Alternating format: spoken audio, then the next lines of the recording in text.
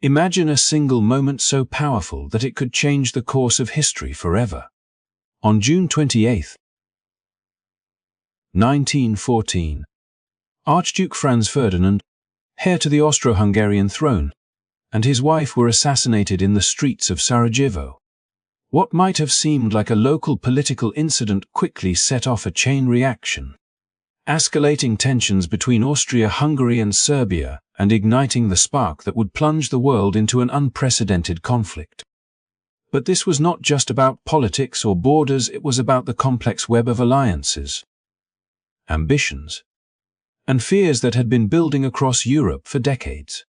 Military leaders were eager, governments were cautious, and ordinary citizens had no idea that their lives were about to be caught in the whirlwind of global events. From secret telegrams to high-stakes decisions in imperial palaces, the summer of 1914 became a countdown to catastrophe. In this video, we are diving deep into those first critical weeks of World War I. We will explore the assassination itself, the intense diplomatic maneuvering, the promises of support between empires, and the fateful choices that escalated a regional crisis into a world war. You will meet the leaders, the generals, and even the ordinary people whose lives were suddenly swept up in history. If you want to understand how one event changed the fate of millions and set the stage for a conflict that reshaped the modern world, you are in the right place. Make sure to hit the like button, subscribe, and turn on notifications so you do not miss any episode as we unfold the story of the Great War. Week. Stay with us, because the story of 1914 is more intense, surprising, and human than you could ever imagine. As the shock of the assassination of Archduke Franz Ferdinand settled over Europe, the leadership of Austria-Hungary saw an opportunity that they had long desired. For years, Chief of Staff Konrad von Hetzendorf had been pressing the empire toward military action, convinced that the Balkans were a region that needed to be firmly brought under Austro-Hungarian influence. He had argued repeatedly that only decisive action could curb Serbian ambitions and secure the empire's position. And now, with the Archduke's death, the moment he had long awaited seemed to have arrived. The Austrian government, led by Emperor Franz Joseph, moved quickly to translate these ambitions into a formal diplomatic instrument, crafting an ultimatum that would leave little room for compromise while maintaining a veneer of legality. By July 23, 1914, Austria-Hungary presented Serbia with a meticulously detailed 15-point ultimatum that read like a blueprint for subjugation, carefully designed to provoke a reaction that could justify the use of force. The demands were far-reaching, extending beyond the typical expectations of international diplomacy. They called for Serbia to suppress anti-Austrian propaganda, to take legal action against those involved in conspiracies, and, most controversially, to allow Austrian officials to participate directly in judicial proceedings within Serbian territory. It was a set of conditions that almost no sovereign nation could accept without appearing to compromise its independence. Yet it was framed in a way that Austria could claim moral and legal authority to act when Serbia inevitably faltered. The crafting of the ultimatum was not merely bureaucratic. It reflected the mindset of an empire poised on the edge of aggression, confident in its own power and secure in the knowledge that Germany had offered unwavering support. This so-called blank check gave Vienna the confidence to push boundaries that would have previously seemed unthinkable. Knowing that the wider European balance of power was effectively on their side, the ultimatum itself became a tool of psychological warfare, intended to intimidate Serbia while signaling to other powers that Austria-Hungary would act decisively to protect its interests. Meanwhile, the leaders of Serbia faced a dilemma of extraordinary proportions. Accepting the terms would mean surrendering significant aspects of sovereignty and submitting to foreign oversight in judicial matters, a humiliating proposition that risked domestic unrest and political instability. Rejecting or resisting the demands could provoke military retaliation from a powerful empire supported by Germany, a scenario that many in Serbia feared but felt might be unavoidable. When the Serbian government examined the ultimatum, they found themselves navigating a tightrope between survival and pride, understanding that their response could either avert or accelerate the march toward war. The tension was further compounded by the intricate web of alliances and national interests that stretched across Europe. Austria-Hungary's calculated aggression could not be seen in isolation. It was part of a larger pattern of strategic calculations, where every move risked triggering commitments and reactions from other major powers. As the ultimatum crossed borders and was debated in diplomatic circles, the continent held its breath, unaware that the steps being taken in Vienna and Belgrade were steadily turning a regional dispute into a continental crisis. The 15-point ultimatum thus stands as a testament to the complex interplay of ambition, fear, and strategy, a pivotal moment where words on paper carried the weight of empires and the lives of millions, setting the stage for the conflict that would soon engulf the world. As the ultimatum from Austria-Hungary made its way to Belgrade, the intricate machinery of European diplomacy began to whirl at a feverish pace. And at the center of it stood Kaiser Wilhelm I of Germany, whose decisions would prove pivotal in the unfolding crisis. Wilhelm, young, ambitious, and confident in his nation's military strength, had long envisioned Germany as a dominant force on the continent, capable of asserting its interests without hesitation. When Austria-Hungary sought reassurance that its planned action against Serbia would not face isolation or retaliation, the Kaiser provided what historians would later call the infamous blank check, promising unconditional support to the empire. In doing, he handed Vienna not only the security of alliance but also the freedom to push boundaries that might have seemed reckless under any other circumstances, emboldening the Austrian leadership to advance toward war with certainty rather than caution. Yet beneath the public display of confidence, Wilhelm's personal understanding of the situation was far more complex and perhaps dangerously naive. While he assured Austria-Hungary of unwavering backing, he himself underestimated the likelihood that a local conflict in the Balkans could escalate into a full-scale continental war. He viewed the tensions in the region as manageable, a problem that could be contained, and he believed that the web of alliances would deter unnecessary escalation. The notion that a single act of violence, the assassination of Franz Ferdinand, could trigger a chain reaction engulfing every major European power did not seem plausible to him, even as his generals warned otherwise. This dissonance between his political assurances and his personal perceptions created a fragile tension, one in which diplomatic and military actors across the continent would soon discover that confidence and understanding do not always align.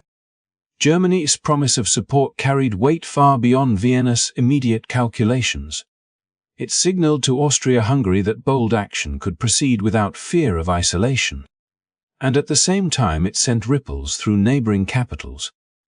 Russia, ever watchful of Slavic interests in the Balkans, interpreted Germany's assurances as a sign that Austria-Hungary would act decisively, and that any hesitation might be viewed as weakness, prompting its own preparations for mobilization. France and Britain, observing the intensifying rhetoric and the rapid pace of military planning, grew increasingly anxious. realizing that decisions taken in Vienna and Berlin could force them into the conflict even before they were ready. The Kaiser's confidence, therefore, became a catalyst, transforming what might have remained a bilateral dispute into a tension-filled continental standoff, where misjudgment or overconfidence at the top could determine the fate of millions. While Wilhelm continued his summer holiday in Norway, seemingly detached from the escalating situation, the ramifications of his assurances were already unfolding. His ministers, generals, and advisors were aware that Austria-Hungary's march toward war was now effectively guaranteed. And yet the Kaiser himself had not fully grasped the magnitude of the storm he had helped unleash. The combination of personal underestimation, diplomatic reassurance, and military certainty created a dangerous paradox. Austria-Hungary felt empowered to act, Germany felt secure in its position, and the rest of Europe was poised on the knife edge of catastrophe, unaware that a regional confrontation had the potential to ignite the flames of a world war. In this delicate and volatile environment, a single decision, a single promise, could and ultimately would cascade into a conflict whose scale and devastation exceeded all contemporary imagination. As Austria-Hungary prepared to act on its ultimatum to Serbia, the ripples of tension spread swiftly across the continent, reaching the vast expanse of the Russian Empire, whose leaders perceived themselves as the natural protectors of Slavic nations in the Balkans.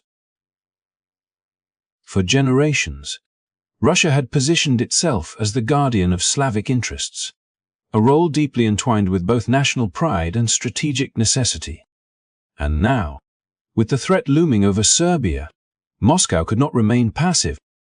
The assassination of Archduke Franz Ferdinand and Austria-Hungary's aggressive stance presented Russia with a dilemma of honor, influence, and the preservation of its geopolitical position, forcing the Tsar and his advisors to confront the uncomfortable reality that inaction might embolden their rivals and weaken their standing in Europe. Within the corridors of power in St. Petersburg, military planners and government officials debated the pace and scale of mobilization, recognizing that any hesitation could jeopardize Russia's credibility, while any misstep could plunge the continent into a war of unimaginable proportions. Orders were quietly transmitted to key army units. Rail lines buzzed with the hurried preparation of troops, and arsenals were readied with the mechanical precision of a nation accustomed to the logistics of large-scale conflict.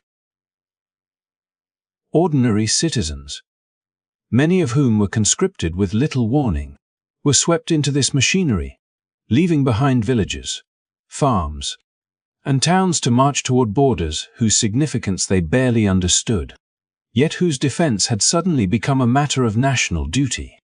Diaries and letters from this period reveal the mixture of confusion, fear, and resolve among soldiers, who were aware that they were part of a struggle that extended far beyond their immediate surroundings, encompassing centuries of rivalry,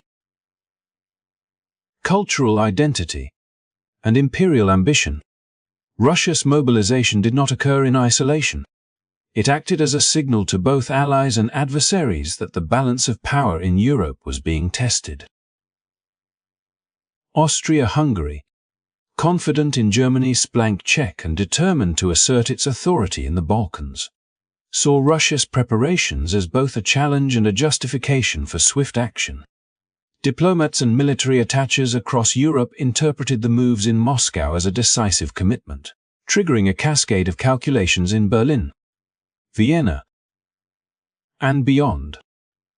Germany, already wary of Russia's growing military capacity, accelerated its own plans, understanding that delays could shift the strategic advantage. France, allied with Russia, began evaluating its obligation. And Britain, though initially hesitant, watched with increasing concern as the intricate web of alliances and mobilizations began to pull each nation inexorably toward confrontation. The speed and intensity of Russia's mobilization transformed a bilateral dispute into a continental crisis. What had begun as a local conflict, the tragic result of one man's bullets in Sarajevo, now threatened to engulf Europe in a conflict where every decision carried extraordinary consequences. The Tsar's choice to move forces into position exemplified the tension between duty, pride, and the unpredictable momentum of historical events, illustrating how national identity and perceived obligation can escalate a regional incident into a global catastrophe.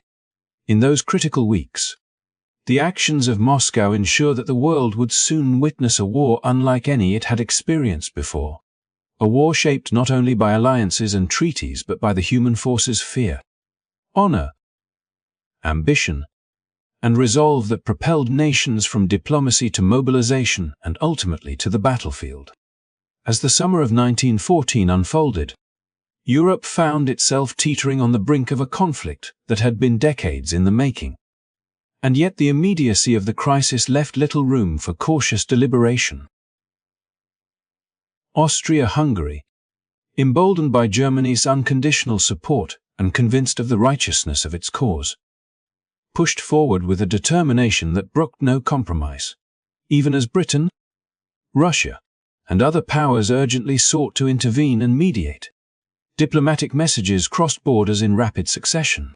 Ambassadors sent appeals for calm, and governments proposed conferences and negotiations to diffuse the mounting tension. In theory, these efforts offered a chance to prevent the Balkan crisis from igniting a wider conflagration. But in practice, the momentum toward war had become nearly irresistible, fueled by entrenched ambitions, national pride, and the rigid structure of alliances that linked the fate of one nation to that of another. Despite these overtures, Austria-Hungary remained resolute. The ultimatum to Serbia had been crafted to challenge the limits of diplomacy, and any acceptance short of total compliance would be framed as defiance. When Serbia responded with measured concessions, agreeing to suppress anti-Austrian propaganda and to punish conspirators while suggesting arbitration for the more intrusive demands, Austria-Hungary interpreted this not as cooperation but as evasion. The empire's leaders, viewing compromise as a sign of weakness, concluded that the only way to assert authority and maintain credibility was through decisive military action. On July 28, 1914, Emperor Franz Joseph formally declared war on Serbia, setting in motion a series of events that would escalate far beyond the Balkans. The declaration acted like a spark in a room full of dry tinder, and the web of European alliances transformed the regional conflict into a rapidly unfolding continental crisis. Russia, committed to defending Slavic nations, had already begun mobilization, and Austria-Hungary's action confirmed that its fears were justified. Germany, bound by treaty obligations and already convinced of the need for swift support, prepared for the inevitable clash with Russia. While France, allied with Russia, found itself drawn inexorably into the conflict. Britain, watching from the periphery, assessed the situation with growing alarm, aware that the continent was spiraling toward a war of unprecedented scale.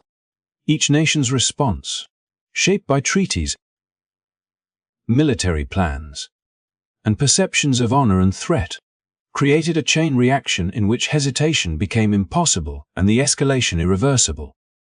In those critical days, diplomacy, which might have offered a path to resolution, was overwhelmed by the momentum of political and military imperatives. Messages from London and St.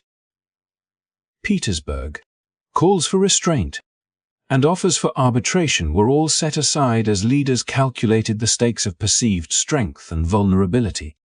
The failure of these mediating efforts underscores a harsh truth. In a world bound by alliances, promises, and centuries of rivalry, even well-intentioned diplomacy can falter when confronted with ambition, fear, and the compounding effects of rapid military mobilization. The declaration of war on Serbia did not remain a localized event. It rippled outward, pulling nations into a conflict that few could have imagined. A war whose magnitude and devastation would redefine Europe and the modern world, proving that sometimes the decisions of a few at the top can determine the fate of millions across continents. As the summer of 1914 drew to a close, the world had changed irrevocably. What had begun as a tragic assassination in Sarajevo had escalated, almost impossibly quickly, into a global catastrophe. The careful network of alliances that nations had spent decades building, meant to preserve balance and deter conflict, instead acted like a series of dominoes. Once Austria-Hungary declared war on Serbia, the rest of Europe was inexorably pulled into the spiral. Miscommunication between leaders, overconfidence in military plans, and the rigid obligations of these alliances meant that there was little room for negotiation or restraint. Each government interpreted the actions of others through the lens of suspicion and fear, and every mobilization of troops heightened tensions, making the leap from a regional crisis to a full-scale war tragically inevitable. Militarism amplified the stakes, as generals and armies were primed for rapid engagement and eager to test their strategies in the field. Governments, convinced that decisive action would secure advantage, prioritized military readiness over diplomacy. Meanwhile, nationalist ambitions fanned the flames further. Pride, honor, and the fear of appearing weak created an environment where compromise was seen as betrayal and hesitation as danger. In this volatile mix, ordinary citizens were swept along, their lives upended by forces far beyond their control. As soldiers marched to borders, families faced uncertainty, and the machinery of war prepared to consume the continent. Reflecting on these events, it becomes clear how fragile peace can be when multiple pressures converge. One small act, a bullet fired in Sarajevo, interacted with decades of tension. Misjudged intentions and structural vulnerabilities to unleash a war that engulfed millions. Leaders misread each other, underestimated consequences, and overestimated the power of deterrence, demonstrating how human decisions, no matter how calculated, can cascade into consequences far greater than intended. The outbreak of World War I stands as a stark reminder of how interconnected political, military, and social forces can create a storm that no single nation can control. Thank you for joining us as we traced the first weeks of the Great War and explored how a regional Balkan crisis escalated into a conflict that reshaped the modern world. If you found this exploration insightful, do not forget to like this video, subscribe to the channel, and turn on notifications so you won't miss the next episode as we continue to uncover the stories, decisions, and lives affected by World War. Your support helps us bring history to life, week by week, showing not just the events, but the human experiences that defined them.